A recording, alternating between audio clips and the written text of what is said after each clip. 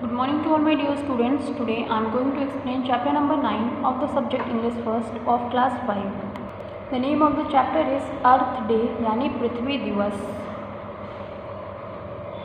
I am the earth and the earth is me.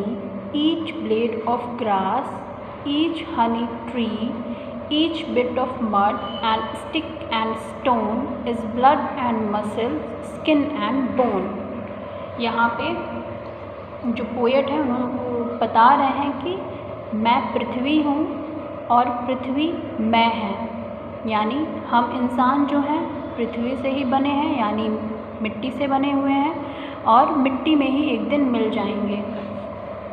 पृथ्वी पे जो घास हैं, जो हनी के ट्री हैं यानी पेड़ों पे जो छत्ते लगे हुए हैं, और मिट्टी के जो कीचड़ हैं, जो टुकड़े हैं, और छोटी छोटी जो लकड़ियाँ हैं, पत्थर हैं, ये सब ठीक उसी तरीके से हैं जैसे हमारे शरीर में खून और मांसपेशियाँ हैं, स्किन है और हड्डियाँ हैं, यानी चमड़ी है और हड्डियाँ हैं. And just as I need every bit of me to make my body fit, so earth needs grass and stones and tree and things that grow here naturally. आगे पोएट जो हैं वो बता रहे हैं कि जिस तरीके से हमें अपने शरीर को स्वस्थ और मजबूत बनाए रखने के लिए बहुत सारी चीज़ों की ज़रूरत होती है, उसी तरीके से अर्थ को इन घासों की, पत्थरों की, पेड़ों की और इस पे जो कुछ भी चीज़ प्राकृतिक रूप से उगती हैं उन सब की आवश्यकता होती है. यानी हमारी जो नीड्स हैं वो नेचुरली और फिर आर्टिफिशियली पूरी होती हैं. इसी तरीके से अर्थ की आवश्यकताएं भी नेचुरली पूरी होती हैं. That's why me celebrate this day, that's why across the world we say. इसीलिए हम सब पृथ्वी दिवस मनाते हैं और हर चारों ओर संसार में भी यह दिन मनाया जाता है. As long as life, as dear as free, I am the earth and the earth is me.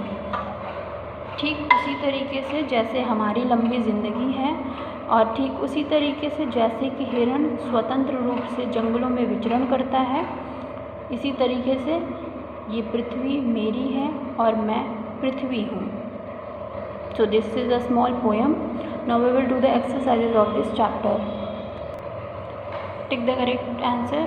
Number 1, this poem is about the connection between the poet and the earth. Number 2, the poet compares himself to earth.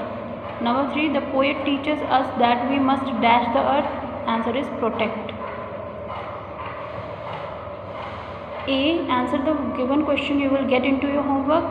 B, read the extract and answer the given question also you will get into your homework. And D, the name of a group of things is also a noun. Choose the name of the group from the box and write on the blanks. This you have to do it by yourself. One is given for you, that is table, chair, stool, sofa, bed. These are groups.